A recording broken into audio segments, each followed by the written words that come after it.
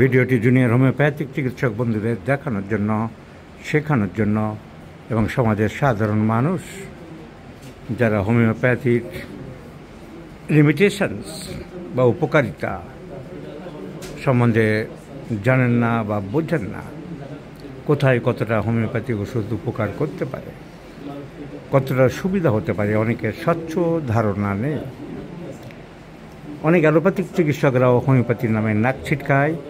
আর যেই কেসগুলির কথা বলছি, low back pain, spondyloarthritis, ankylosing spondylitis, sacroiliitis, এসব জয়েন্ট পেন, হাঁটতে পারছে না রোগী, লেম হয়ে যাচ্ছে, প্রবলেমে পড়ে যাচ্ছে, এইগুলো যে আমরা pain killer, allopathic pain killer ওষুধ ছাড়া ভালো রাখতে পারছি, এবং পেন কিলার খাইয়ে খাইয়ে রোগীর কিডনি নষ্ট করে তারপর একজন মেডিসিনের ডাক্তার বা রিউমেটোলজিস্ট পরে বলছে আমার তো এখন এখতিয়ার নেই, আপনি এখন নেফ্রোলজিস্টের কাছে যান, কিডনির ডাক্তারের কাছে যান, দায়িত্ব ওনার খতম, কিডনি শেষ করে দিয়ে পাঠিয়ে দিচ্ছে।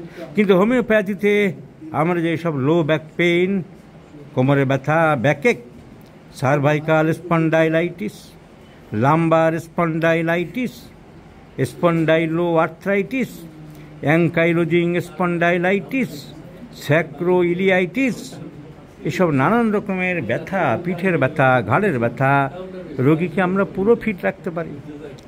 রোগীরা যারা জানে না তাদের অবগতির জন্য জানাচ্ছি, সাধারণ মানুষরাও জানুন। আর সেসব অ্যালোপ্যাথিক চিকিৎসক যারা নাক ছিটকায় তারা জেনে রাখুন, পেন কিলার খাইয়ে খাইয়ে আপনাদের মতন কিডনি নষ্ট করে আপনার হাত থেকে আবার নেফ্রোলজিস্টের কাছে পাঠানোর প্রয়োজন হয় না, রোগী অনেক ভালো থাকে, তার কোনো সাইড এফেক্ট হয় না। দেখাচ্ছে এই ভদ্রলোককে, 34 বছর বয়স্ক ভদ্রলোক, তার সাংঘাতিক ankylosing spondylitis. Yes, it is diagnosed case, diagnosed from the allopathic medical hospitals. Spondylo arthritis, খুবই কষ্ট পাচ্ছিলেন উনি, চলাফেরা করতে পারছিলেন না, মুভমেন্ট ছিল অনেক কমে গিয়েছিল, রেস্ট্রিক্টেড মুভমেন্ট হয়েছিল। এখন মুভমেন্ট অনেক ফ্রি, অনেক ভালো আছেন। ব্যথা বেদনায় জীবন দুর্বিষহ হয়ে পড়েছিল। ওনার নিজের মুখ থেকে শোনাবো আগে কেমন ছিলেন, এখন কেমন আছেন। আনোয়ার সাহেব, আপনিই বলুন। আচ্ছা, আগের থেকে আমি অনেকটাই ভালো আছি। যে সমস্যা নিয়ে আমি দীর্ঘ 11 বছর যাবৎ কষ্ট পাচ্ছিলাম, হ্যাঁ, এই যাবৎ আমি কলকাতা থেকে শুরু করে ব্যাঙ্গালোর, একটু জোরে বলুন। প্রত্যেকটা জায়গায় দেখিয়েছি ডাক্তার, ঠিক আছে। সেখানে দেখিয়েও কোনো আমি উপকার পাইনি। যতদিন ব্যথার ওষুধ খেয়েছি ততদিনই ভালো, তারপর যেমনকার তেমনি আবার। তারপরে আমি এখানে আপনার কাছ থেকে 1 বছর যাবৎ ওষুধ খাওয়ার ফলে অনেকটাই ভালো আছি, বেটার ফিল করছি আগের থেকে। তো পেশেন্ট ইজ ফিলিং বেটার, তা নিজের মুখ থেকে শুনলেন সবাই। And it is the beauty of homeopathy, it is the superiority of homeopathy, it is the efficacy of homeopathy.